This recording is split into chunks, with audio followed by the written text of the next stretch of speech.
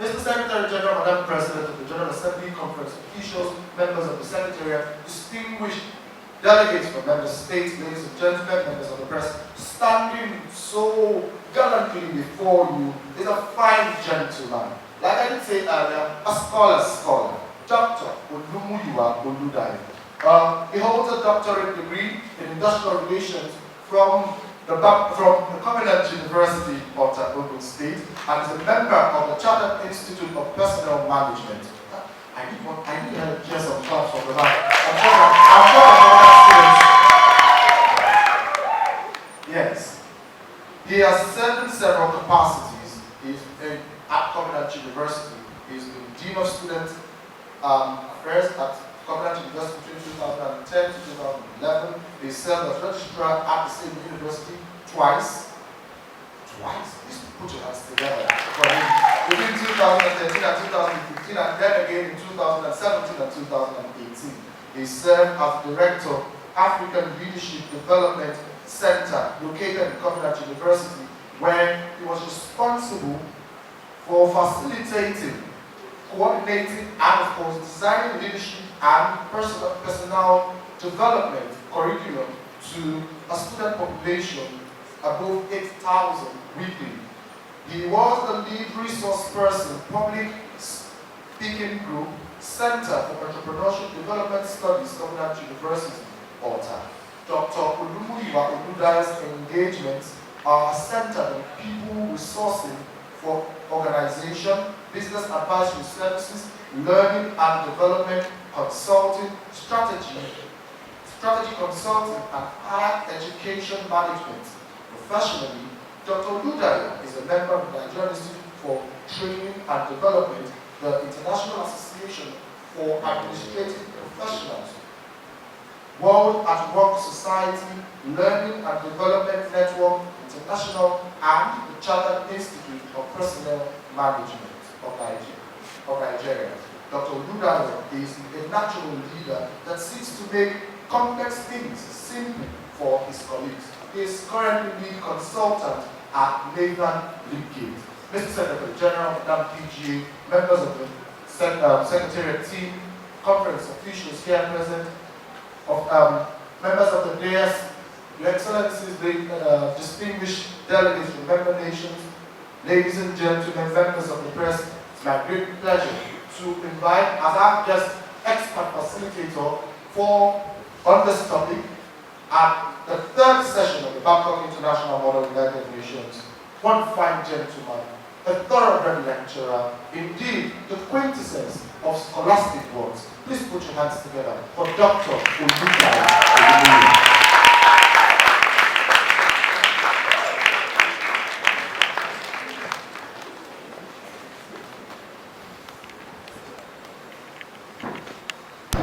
Thank you very much. Please, you may be seated.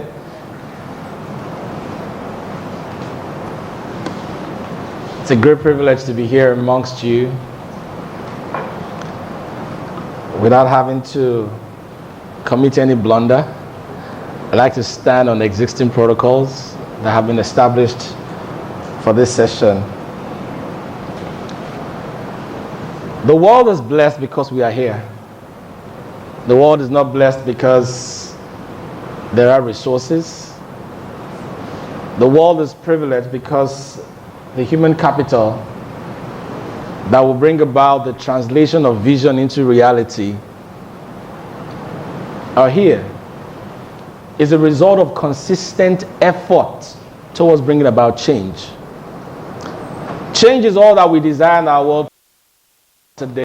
On exploring the 4 C's in the Model United Nations, talking about creativity, critical thinking, communication, and collaboration.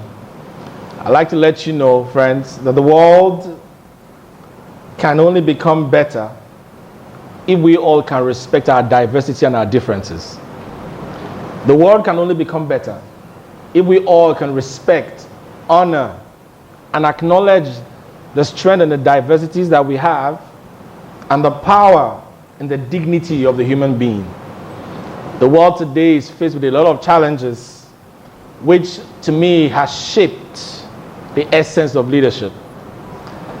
Let me share with you, as I go into this presentation, 7 forces I've identified as having shaped the practice of leadership. 7 forces that I find to have shaped the practice of leadership. There may be more, but let us explore this 7. And as I make you explore this 7, it's important that you write, because the faintest handwriting always lasts longer than the sharpest memory. Number 1, fatigued courage. One force influencing leadership today is fatigued courage. Ladies and gentlemen, from member nations, the people in your state are tired. People are tired because they have not seen their efforts translate into results that they desire. People are putting all manner of energies, committed time, invested resources, and they are not seeing the things that they have envisioned. And so they are tired. Their fatigue is the need for a leader. That people are tired. People have committed so much energy into building businesses, and the businesses are not bringing forth the desired returns. People have designed policies, implemented policies, and the policies are not bringing about the change that we want to see in the society, and they are tired. Many people are giving up. The rate of depression that we see today is on the increase because hope has been lost. The world needs leaders that will not just speak aspirationally to the lives of people, but ones that can give them the hope that has become so dim. The second force that has shaped leadership is rapid change. The rate at which things are changing in this world is amazing. And we need a leader who is not lethargic. We need leaders who are not laid back. We need leaders who are proactive, those who can jump at opportunities, those who can spot things before they emerge visibly to all and take advantage of them. The world needs leaders who can explore the future and make it our current reality. Number 3, force that has shaped leadership is intense competition. The market is huge for businesses. The market is huge for trade across the globe. But it's also very limited in the people who have the purchasing power to engage in trade. And so there's so much competition. Who then can take advantage of the limited market? There is a need for a leader to arise amongst us. There's a need for leaders to arise across the globe. Leaders that can translate our competitive advantages into prosperity. Who will see competition as an opportunity for enlargement? Who will see competition as an opportunity to demonstrate expertise and proficiency in the capacity and competencies of our people? Number 4, factor that is shaping leadership that we all need to know is increased consciousness. Ladies and gentlemen, as leaders, you can no longer hide. People are becoming more aware of their rights and responsibilities. Today, it's no longer news for there to be protests. It's no longer news for people to bear placards. It's no longer news for people to call out their leaders when they err. People are becoming more aware of their rights and responsibilities. Their duties and obligations have become more visible. We need leaders who does not ignore those things, but we need leaders who will acknowledge the fact that people will stand for what they believe belongs to them. We need leaders across the globe who will not silence the voice of the people, but give attention to it and ensure that it becomes something that lifts them up and not bring down their morale. Number 5 force that I think has shaped leadership is staggering complexity. Friends, it's not simple. I mean, I listened to my citation as it was read by that fine gentleman. He said, Dr. Oludayo tries to make complex things simple for his colleagues. But you see, friends, we live in a society where providing tuition-free education is not as easy as declaring it. Where things are not just happening by mere profession of the words. There's staggering complexity. Relationships, affiliations, collaborations, coalitions cannot just be formed because you desire it. Partnerships, trade partnerships, bilateral agreements cannot just be signed and gone into just because it looks good. There are many things that we desire that we can never get almost immediately because there are a lot of things that we must consider. Friends, there are many dark spots that leaders around the world confront to be able to bring their people out of darkness into light. And that's why we need leaders amongst us to stand up to this challenge. Number 6. We now live in a world of unfathomable collaboration. Nations that you cannot imagine coming together to cooperate are cooperating now. And we need leaders that can see beyond the borders. Leaders that can see beyond the walls. Leaders that can explore opportunities behind the fence and not hold on to our own defense. We need such leaders to emerge. 1 plus 1 is not 3. Because 1,000 plus 1,000, we're told at times is 10,000. Because the power that you have combined with my power is not a result of an addition. It's a product. Has a capacity to be multiplied.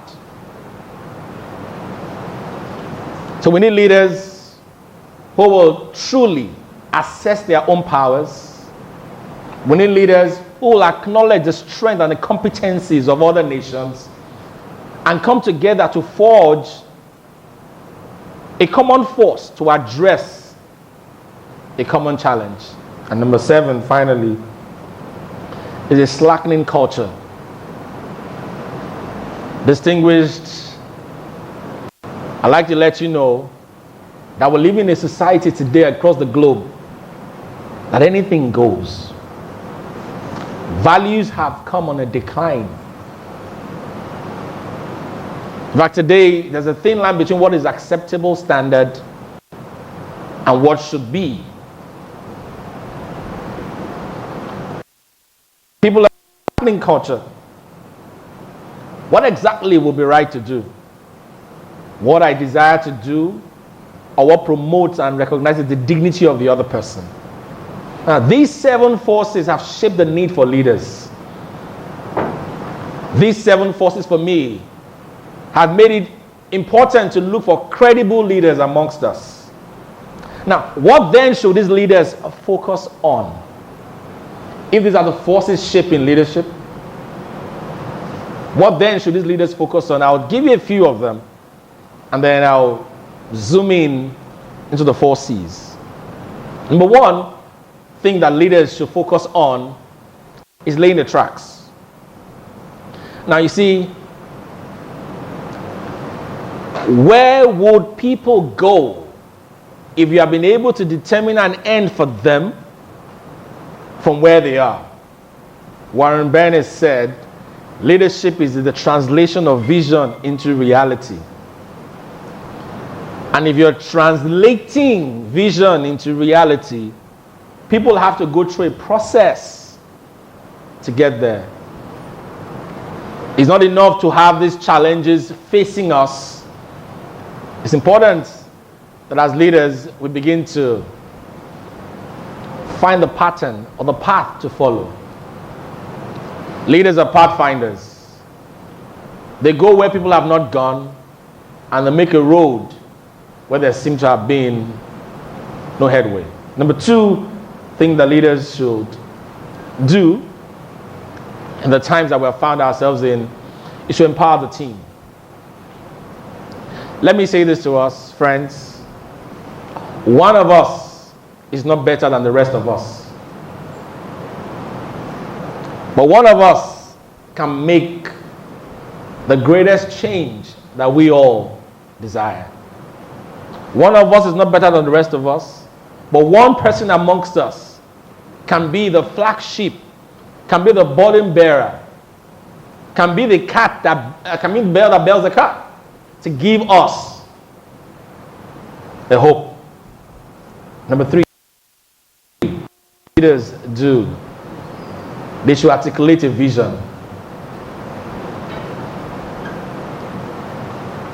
Why do you think people should follow you and subscribe to your leadership if you can't show them something beyond what they can see themselves? Own eyes. Leaders will see all of the time through the eyes of the people they lead. When you see the yearnings of the people, then you can imagine what they need and create a destination that they long for all of the time. Number four now. There is no leadership without delivering results. What should leaders do facing this 7 in us? Deliver results. Friends, of what essence is speed when you're facing the wrong direction? Of what essence is speed when you're facing the wrong direction? Or the result that our leaders will put ahead of us are the ones that makes us look forward to something good. I see many of us are toiling, leaders are toiling. I mean, we're all leaders here. You're committing time, energy, and resources. But your effort is meaningless when goals are not achieved. Effort is meaningless when goals are not achieved. No matter how much you try, if you have not triumphed, then your trials continue. That's it. Number 5. What then should leaders do? Leaders should evaluate outcomes. Should evaluate outcomes. It's not enough to generate a result or deliver a result. The moment you have gotten a result in 2019, trust me, by 2020, the result needs to be changed. You need to ask yourself if it's still delivering to the desires of the people. I mean, there are nations that have brought in so much technology to help enhance agriculture, to help enhance security. But the technology you possibly brought in 2 years ago, 3 years ago, is stale now. And so you need to evaluate the outcomes of your engagements as you continue to work as a leader. And the next, reward performance. Everyone wants to be rewarded. Rewards for us come intrinsically first, and then it comes in the resources that we will use to deliver more results. You see, friends, it is not enough to be satisfied. Satisfaction without power, economic power, will always lead to frustration at some point. Because it's not enough for me to say, okay, I'm glad we got the result. I'm glad we can provide light. I'm glad we can provide roads. If you've not got the economic power to bring about greater change, then you run the risk of making all of your efforts go down the drains again. What else should leaders do? And this is not on the presentation. And so this is where the test of your writing will come to play. Number 7 here is support worthy causes. There are courses that leaders will not initiate, that other members of their states, of their nations, citizens will initiate. It's important that leaders should support these worthy causes. It is the support of these causes that enables you to derive more success in the society. Number 8, help other people grow. Leaders, an essential element of change. Change means 3 things. Change means to do something new, something that has never existed before, something that your society, your nation has never come in contact with before.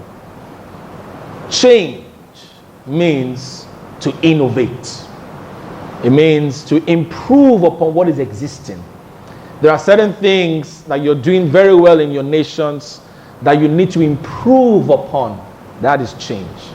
And change number 3 means to terminate, to discontinue the unproductive, to stop the things that are unprofitable. I say that again. Change means 3 things. 1, to initiate. That is to create, start something new. So don't just mouth the mantra, I'm change, I'm bringing change. You must have a program to start something new, brand new. Number 2, it means to innovate. And innovate here means to improve upon what is existing. There is something working around us that we just need to improve upon so that we can scale the results. And number 3, change means to terminate, to discontinue the unproductive, halt the unprofitable. Now these are some of the things that leaders need to do. And growth is an element of change. We must help other people in our nation to start doing something new. So as leaders faced with those 7 forces, those 7 critical forces influencing how we do our work, we must ensure that people are growing. People are doing something new. People are improving. They are generating bigger and better results. And people are discontinuing the things that have put us all under stress. Number 9, leaders should inspire greatness. There's greatness in everyone. We should never talk down on any tribe, any ethnic group. We should never think one person is less than the other. We all are equal. Subscribe to equal opportunities across the world where there is no discrimination, where there is diversity and inclusion. We must recognize that there's a seed in everyone that can grow to be a forest. In everyone is an opportunity to provide a shade if a seed can be nurtured to grow. Right in every citizen, right in every person on the streets, in our different nations, is a shade. Not just to provide comfort in the scorching sun, but whose leaves can bring forth medicinal powers, whose branches can serve as shelter. But that shade, the capacity to have that shade is captured in a seed. And it's your responsibility. It's my responsibility to that seed so it can meet every societal need. Number 9, finally, number 10. What are the focal points of effective leadership in this time that we live in? It's to promote values. At the closure of my presentation, I'll give you all a new title. We normally will call ourselves VIPs. But I'm starting to stop calling you VIPs. I'll start calling you VAPs. Because you see, and maybe I should speak to it right now. VIPs are social statuses that we give to people who possibly have political power, economic power, social power. If somebody is an influencer on social media, is a VIP. Even if he's not promoting anything that increases or that strengthens our culture, if he's not promoting anything that deepens respect and dignity for others, we call him a VIP because it's very important. If he speaks, 100 million people will listen. There's a difference between hearing and listening. But I want to call you VAPs, value-adding personalities. Let's stop being VIPs where the focus is on what we have acclaimed to ourselves. Rather, let's be VAPs and become people who can be said to have added one point of value or the other. Because when you say somebody is a value-adding personality, you want to ask yourself, what has he done? What value has he added to whatever sector of the economy that he's in? But when you say he's a VIP, you possibly are looking at his status. He's the president, or the secretary general, or he's a chairman somewhere, or he has billions of dollars somewhere. No.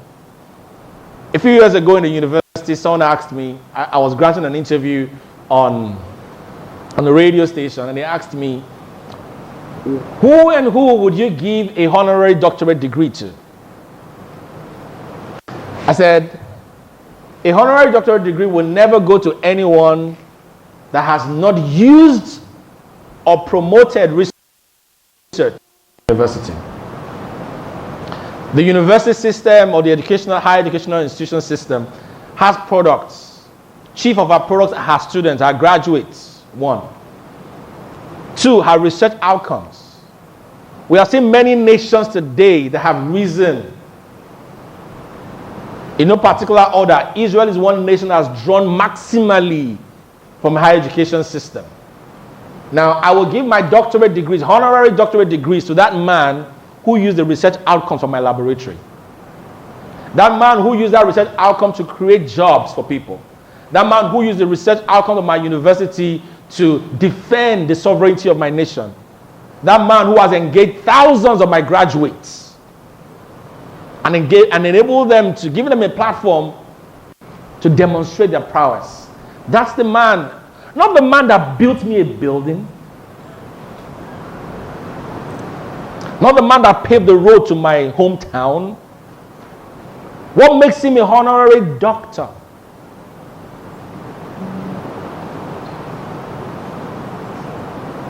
Honorary doctorate means you're honorable enough.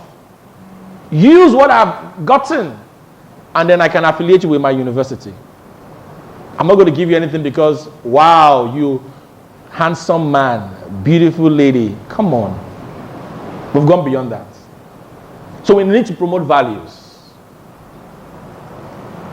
And I've talked about the perspectives of change. Change means to create. Change means to innovate. Terminate. Listen, when I talk about create, it's important that leaders, I started my presentation by letting you know the challenges we face today, the 7 issues influencing us. And I went on to tell you about the things we need to do as leaders. The third thing I'm talking to you about is about the challenges that we face. It's to create. See, friends, we need to start something new in our societies. Now, it may be new in Nigeria, but not new in Ghana.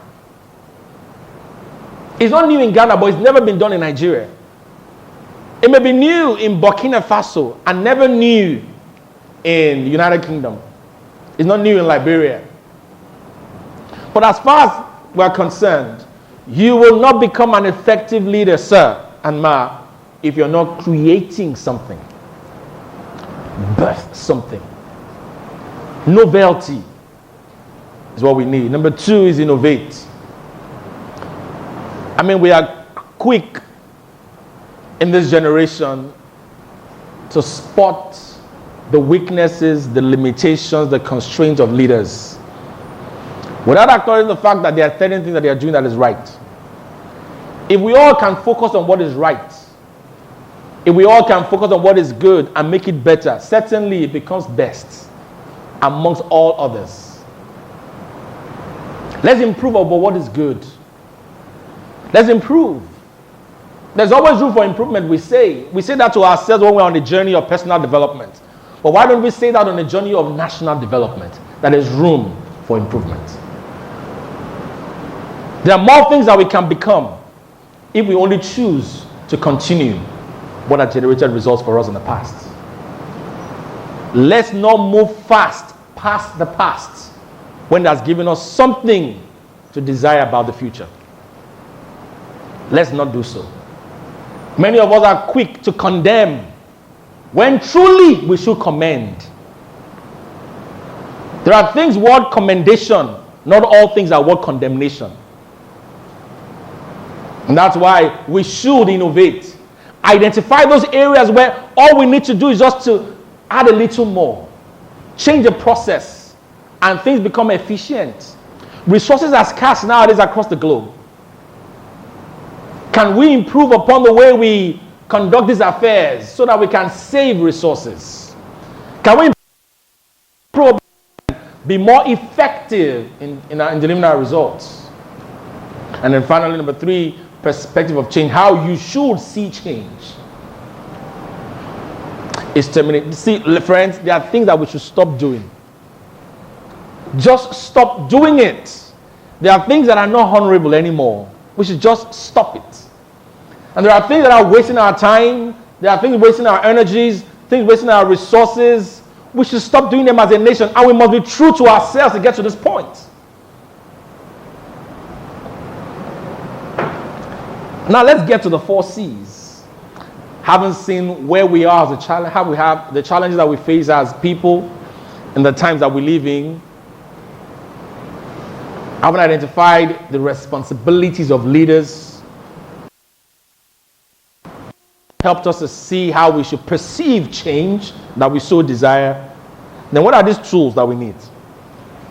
Those 4 C's are tools that we need. And I'd like you to please follow through with me, because you're about to commence a journey for the best of the rest of the days of your life, such that all of your engagements will bring forth greater results than you have ever seen. Because there is more insight in hindsight than in foresight. There is more insight in hindsight than in foresight. Vision is good, but believe me, reflection is better. When you look at where you're coming from, you can tell yourself, I've not done enough. But many of us hold on to vision and forget the fact that we need to grow past where we are. I throw a challenge to you today, not just to gather in an assembly, but to make a result to be better people that can bring about change. Let's not ignore the labors of our heroes past, because they are seeds for the forest of our future. Number 1, we talk about creativity. Listen, friends, not all things will add up. Not all things will add up. Not everything will be. Creativity is not ignoring the fact that you need to produce solutions within constraints. Creativity is saying, I will add 1 and 1 and 1 together to produce this thing. It's about combination of resources that look seemingly unrelated to produce something that is a great feat, enviable to the eyes of those that see.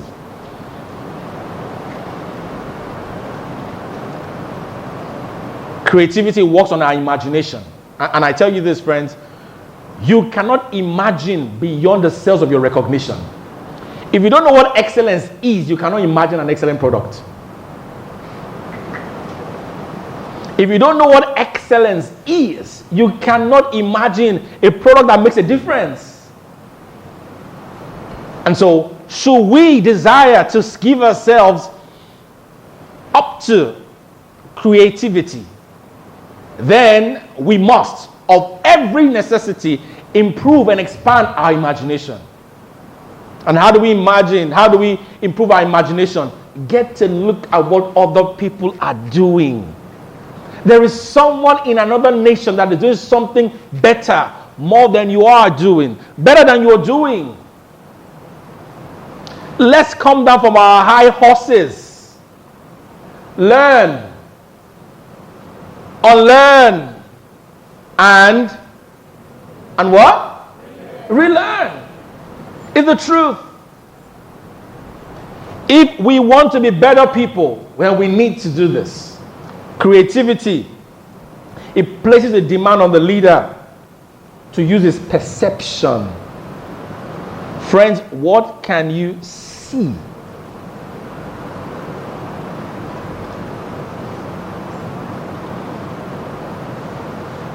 Creativity What can you see? And it's got to be things of quality, things of dignity, recognizing diversity, and consolidating our unity. That's it. How creative you are is not about how colorful you are. It's about how many resources you can engage. Diverse resources you can engage to produce something stellar. Something remarkable. Number 2, critical thinking. You see, we cannot deliver the change that we desire without some form of mental discipline. We all need to put this mind of ours to work. And can I let you know, our minds are like our power transformers.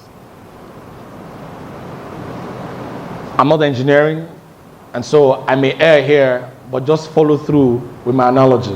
It will make sense. Our minds will work like a transformer. And I'm told that there are step-up transformers and step-down transformers. With our minds, we can connect to higher levels of experiences that we have never experienced. With our minds, having experienced higher things, we can relate with things that are below or beneath the value system that we operate in. So, where you are, with your mind, you can connect with something better than you have not experienced. And where you are, you can relate with those who are beneath you and pull them up to where you are. You see, the activity of critical thinking is not criticizing, it is evaluation. The activity of critical thinking is not criticizing, but is an evaluation to say, let's stop this, it is unprofitable. Or let's improve on this, we are doing something good. Or let's start something completely new. Use these new words that people can relate with. Guess what? It is not what you say that matters to them. It is what they hear. It's what we call selected distortion. Selective distortion. I can say Israel is great, and what you have heard is that your country is not great. Do you hear me? Did you hear that? I can say, oh, Cameroon, even though they were defeated recently, they are still indomitable. Right? What you have heard is that the nation that is not Cameroon is bad. Selective distortion. So we as leaders must be careful. It is not what you say that matters. It is what people hear. And so you want to be sure that when you stand before people to express your intentions, intended meaning must always equal perceived meaning. Intended meaning must always equal perceived meaning. What I intend to say must be what you have perceived me to have said. Otherwise, I have not had effective communication. It is not effective if my intention is not your reality. For us as leaders, we must be authentic. Be original. I mean, don't copy people. Say it as it is for you. Because you know what? When you copy, you may never be able to bring together all of the variables that make that singular thing possible. Number 2, virtue that you need is to captivate the audience. See, many people are depressed. You need to captivate them. You need to stimulate them. You need to speak aspirationally to people. Let people see in you one person who can give them hope. You know how many people are hopeless now? I mean, as several nations, do you know how many people have given up? They are looking for another better nation to go to. Other nation, those ones are also looking for another better nation to go to. And when you keep going, they say, I wish I was in your country. You say, really? Someone said, just let's exchange. How many of you decide to exchange from your country? You want to go from your country to another country? That's why you're here, to make your nation better. You ain't going anywhere. You are going to stay there. Visa denial. You're banned. All right? That's why we need to be authentic. We need to captivate the audience. We need to inspire them. In the colloquial language, they say is to ginger their bodies. Something to get them moving, activate them. Do you know there are many lazy youths around? The number of fully and truly engaged youths today are very few. Very, very few. It looks like we are many, but we are not.